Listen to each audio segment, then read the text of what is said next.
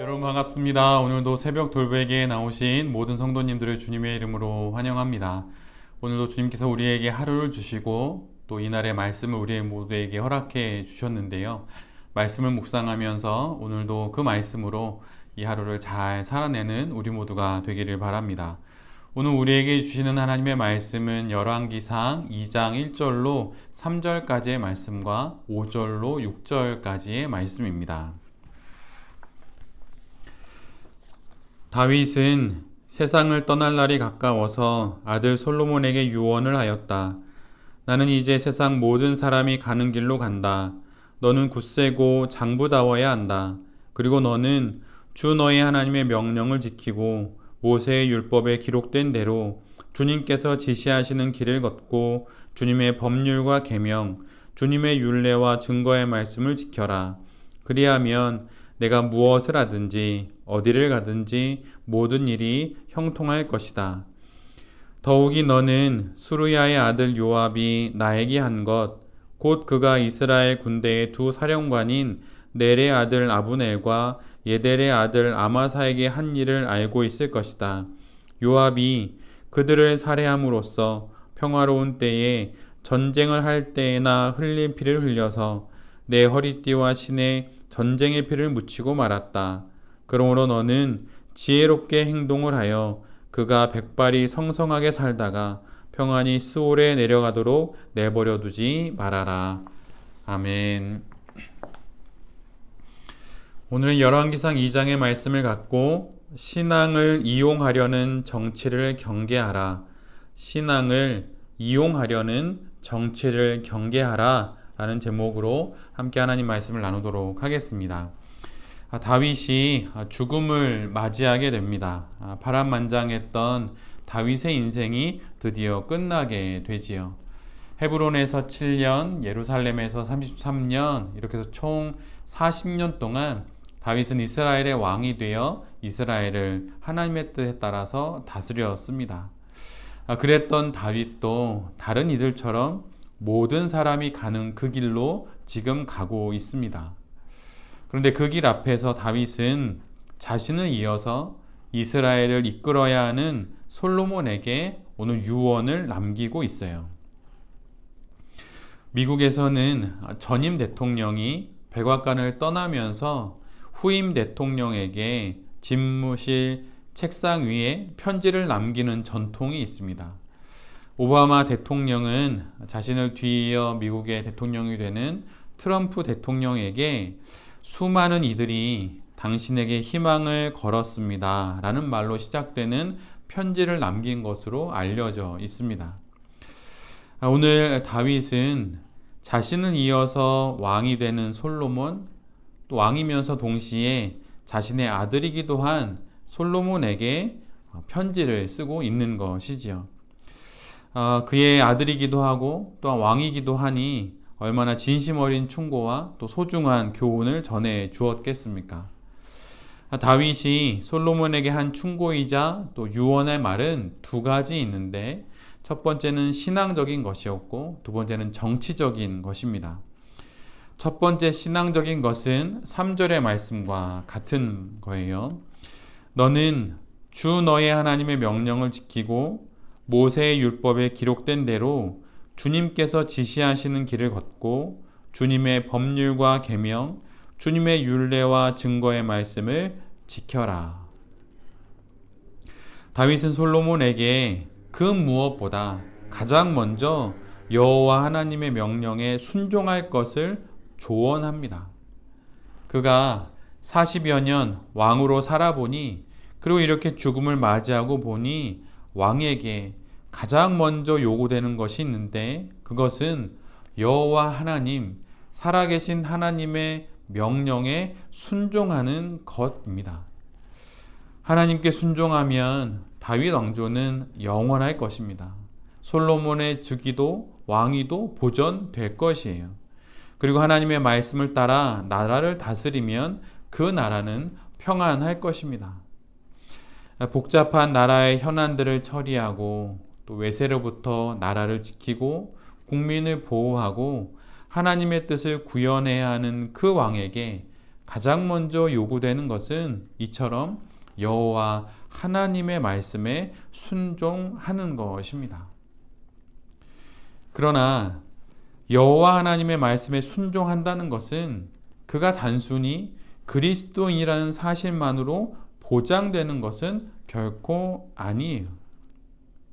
우리가 잘 알다시피 노년의 솔로몬은 비록 그가 하나님 백성의 나라인 이스라엘의 왕이었지만 이방신들을 섬기면서 결국 타락하게 됩니다. 이로 인해서 이스라엘은 남유다와 북이스라엘로 나뉘어지게 되지요. 그러기에 외형적으로 아니면 또한 그의 어떤 직분이 그리스도인에 관련된 직분이라고 해서 그것만으로 그가 여호와의 말씀에 순종한다는 증거가 결코 될 수가 없는 것입니다. 우리나라의 역사 속에서도 그리스도인 대통령임에도 불구하고 하나님의 말씀과는 상관없이 나라를 다스렸던 이들도 있었습니다. 반면에 그리스도인은 아니었지만 여호와 하나님의 말씀의 방식으로 나라를 다스렸던 이들도 있었어요. 외형적으로 그가 그리스도인인지 아닌지가 중요한 것이 아닙니다. 오늘의 말씀처럼 여호와 하나님의 말씀에 순종하는가의 여부가 가장 중요한 것이에요. 이름만 그리스도인이거나 이름만 이스라엘의 왕이 아니라 참으로 여호와의 말씀에 순종하는 그리스도인이요 여호와의 말씀에 순종하는 이스라엘의 왕이 되어야 한다고, 그런 왕이 되어야 한다고 지금 다윗은 솔로몬에게 이야기하고 있는 것입니다. 좀 더 좁혀서 말하자면 한 개인에게 있어서도 마찬가지죠. 단순히 그리스도인이라고 불린다고 하여서, 단순히 그가 목사라고 불린다고 하여서, 중직자의 직분을 가졌다고 하여서 그가 좋은 그리스도인이 되거나 아니면 한 나라의 좋은 왕이 될 수 있는 것은 결코 아닙니다.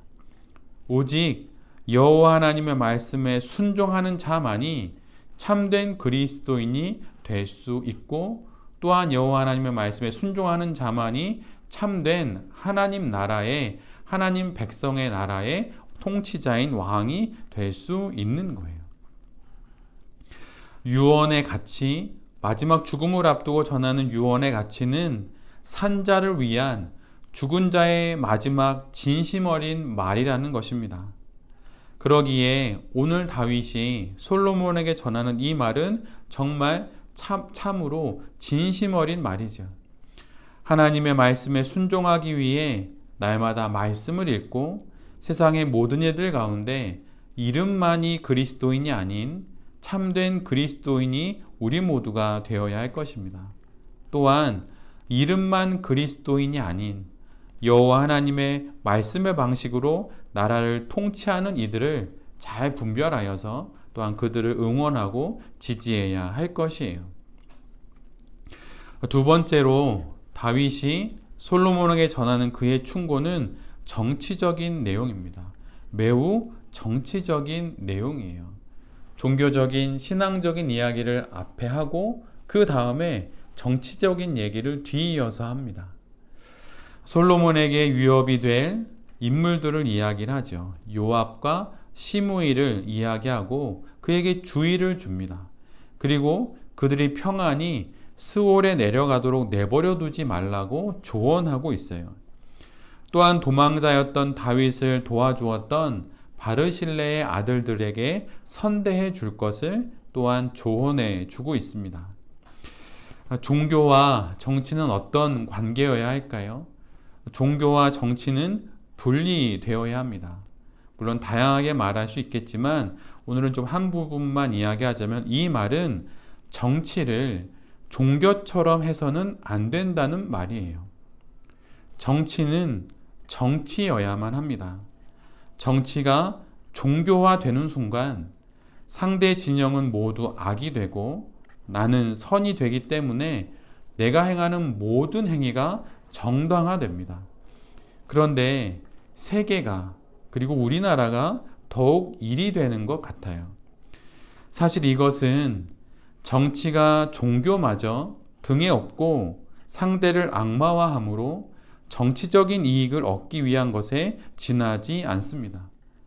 이는 정치가 종교를 이용하고 또한 이미 정치화된 종교가 자신의 이익을 지키기 위해 정치를 이용하는 것입니다. 이젠 고인이 된 언론인 중에 리영희 선생님이 계신데 그분이 이런 말을 한 적이 있어요. 한번 잘 들어보십시오. 난 애국을 하는 사람이지만 거짓에 입각한 애국은 거부하는 사람이에요. 내가 종교처럼 숭앙하고 내 목숨을 걸어서라도 지키려고 하는 것은 국가가 아닙니다. 소위 애국 이런 것이 아니에요. 진실에 입각하지 않은 국가에 나는 애국할 것을 거부하는 사람입니다. 그런 정신으로 지금까지 살아왔어요. 리영희 선생이 이야기하는 것이 무엇입니까? 그가 종교처럼 숭상하면서 목숨을 걸어서라도 지키려고 했던 것은 바로 진실이라고 하는 것입니다. 진실이 애국보다 큰 것이죠. 만약 진실과 애국이 같은 것이라고 하거나 또는 애국이 진실보다 큰 것이라고 한다면 결국 히틀러와 그의 추종자들과 같은 이들이 다시 이 땅에 등장하게 될 것입니다. 연이은 자살 폭탄 테러가 일어날 것이고 2차 세계대전 당시 일본의 가미가제와 같은 참혹한 일들이 벌어질 것입니다. 이것은 다름 아닌 또 다른 우상의 등장이에요. 정치가 종교화되는 순간 대화와 타협, 합의와 조율이라는 정교한 정치의 현상들은 사라지고 온갖 난폭한 말들과 비방이 난무하게 됩니다. 종교화된 정치로 인해 종교마저 정치의 하위 수단으로 이용하는 그런 정치로 인해 정치가 실종됩니다. 그리고 종교는 타락하게 되죠. 정치는 그러기에 결코 종교화되지 않아야 합니다. 오늘 본문을 보면 다윗은 하나님에 대한 순종을 이야기한 이후에 정치적인 문제를 말하고 있어요. 이것을 다양하게 이해할 수도 있겠지만 종교와 정치가 구분되어 절묘한 균형을 이루어야 한다는 그 부분을 말하고 있는 것입니다. 한 나라의 통치 원리는, 한 나라의 운영 방식은 바로 이렇다는 거예요. 무관하다는 것이 아니라 구분되어야 하고 다른 지점에서 서로를 때로는 질책하기도 하고 또 서로를 경계하기도 하면서 정치는 정치의 자리에, 종교는 종교의 자리에 잘 있도록 하는 것이 바로 올바르게 나라를 다스리는 것이라고 말하는 그런 다윗의 솔로몬을 향한 충고라고 하는 것이죠. 이것을 좀 더 좁혀서 말하면 한 나라의 통치 원리가 그렇다면 한 영혼의 통치 원리 역시 마찬가지입니다. 여호와 하나님의 말씀에 대해 제대로 눈을 떠야 정치에도 제대로 눈을 뜰 수 있게 되는 거예요. 이 시대 지금 우리나라에 그리고 혐오가 판을 치고 이단마저 정치에 이용하려는 그런 정치판에서 여호와 하나님의 말씀에 순종하는 것이 그 무엇보다 중요하다는 것을 우리 모두가 기억해야 할 것입니다. 그리고 말씀에 깨어서 이 세상을 더욱 하나님 나라 되게 하는 그 일에 참여하는 이들을 돕고 그 길에 한 걸음 우리 자신도 내딛게 되는 그런 신앙 인생을 살아가야 할 것이에요. 요즘 세상 돌아가는 일에 마음이 어렵다는 성도님들을 자주 만나게 됩니다.